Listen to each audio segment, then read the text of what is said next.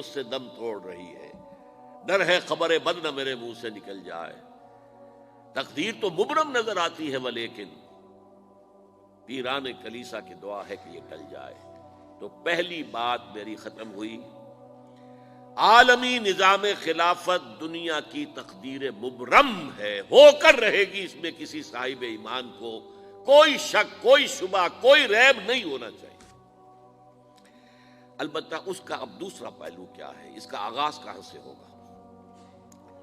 پہلی بات تو یہ، ہمارے بعض لوگوں کے ذہنوں میں، سادہ دل لوگ وہ سمجھتے ہیں کہ پوری دنیا میں ایک ہی دفعہ آ جانی چاہیے، یہ کوئی علاقائی خلافت تو نہیں ہو سکتی، خلافت تو عالمی ہوتی ہے۔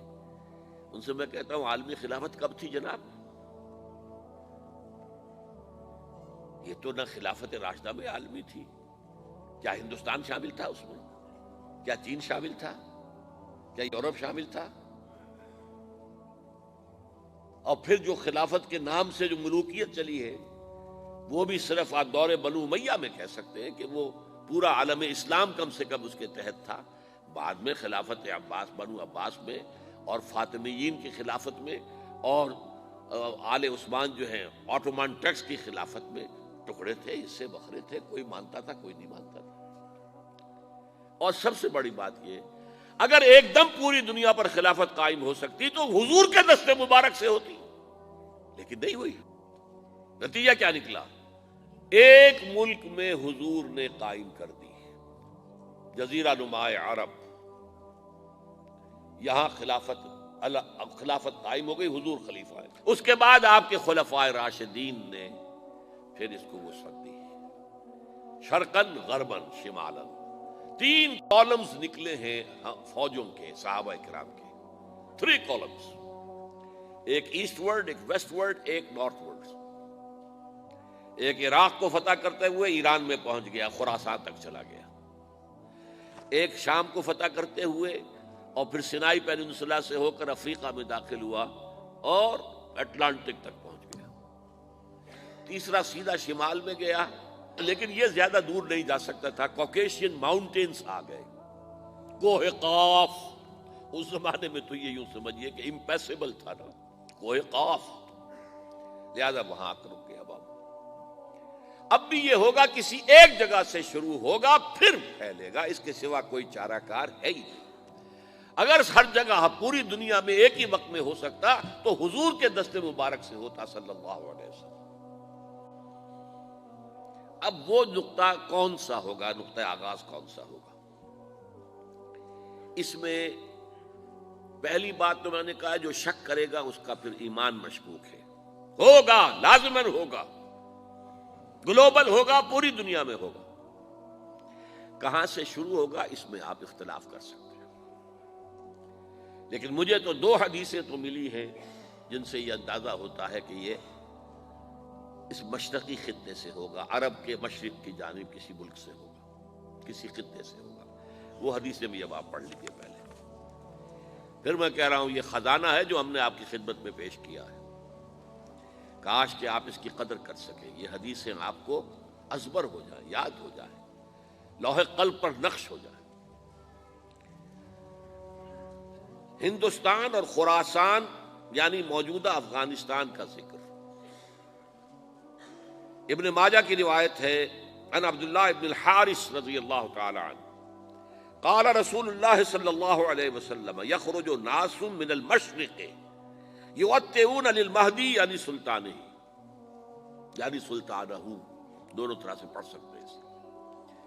حضرت عبداللہ ابن حارث فرماتے ہیں رضی اللہ تعالی عنہ کہ حضور نے ارشاد فرمایا مشرق کی طرف سے وہ فوجیں نکلیں گی، لوگ آئیں گے جو عرب میں مہدی کی حکومت قائم کریں گے۔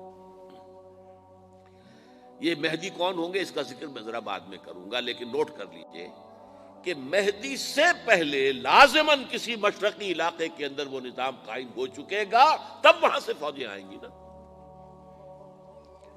یہ مشرق کون سا ہے؟ عرب کے مشرق میں آپ چلیے، ایران بھی آ جائے گا، افغانستان بھی ہے، پاکستان بھی ہے، اور اگر اسے اور توسیع دیں تو ہندوستان بھی ہے۔ یہ ہے عرب کا مشرق۔ اس سے فوجیں جائیں گی، جس کا کیا مطلب ہے کہ اس میں سے کسی جگہ پر نظام خلافت پہلے قائم ہو جائے گا تاکہ وہاں سے فوجیں جائیں گی جو جزیرہ نما عرب میں حضرت مہدی کی حکومت کو قائم کریں گی۔ اب دوسری حدیث سنیے، یہ سنن ابن ماجہ کی حدیث تھی جو میں نے آپ کو سنائی، آپ نے پڑھی۔ دوسری، عن ابی ہریرہ رضی اللہ تعالی عنہ،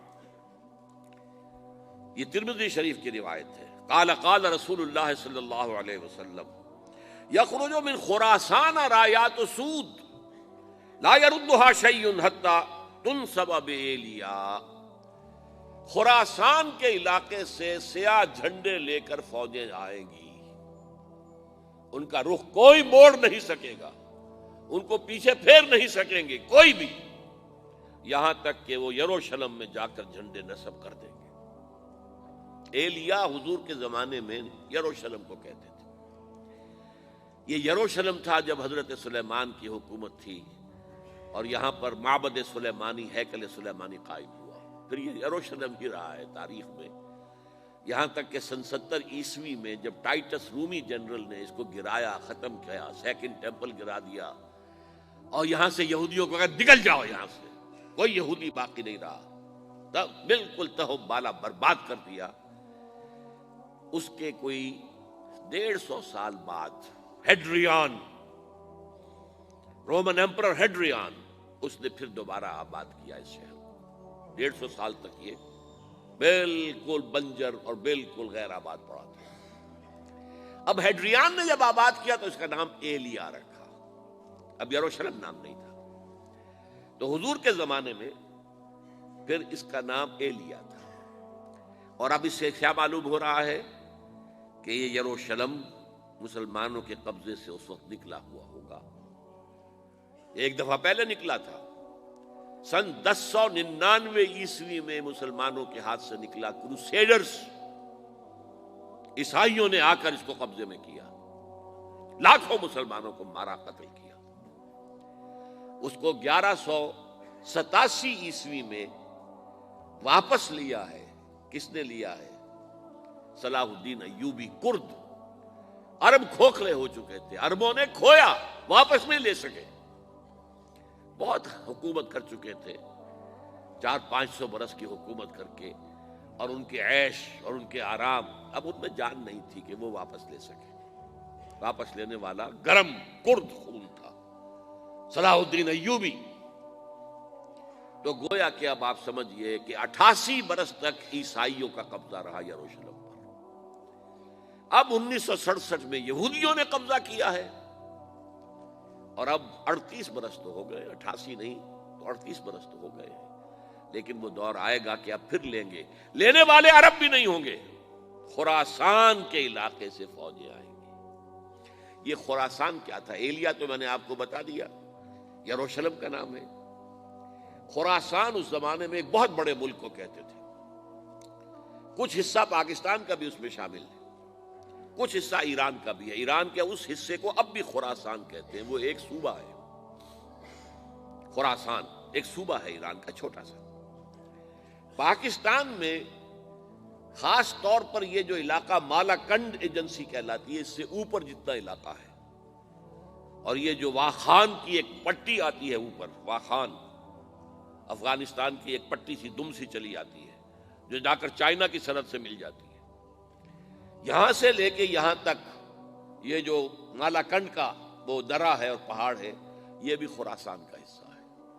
باقی تقریباً 2/3 آف افغانستان ساؤدرن حصہ نہیں ہے خراسان کا حصہ، یہ سیستان کہلاتا تھا، یہ خراسان نہیں ہے، لیکن یہ کہ اوپر کا 2/3 آف افغانستان، اور اس کے ساتھ یہ جو عرب جو اب یہ ترک ممالک آزاد ہوئے ہیں سوویت یونین کی ڈسولوشن کے ساتھ، یہ سارا علاقہ کہلاتا ہے خراسان بزرگ، دی گریٹ خراسان۔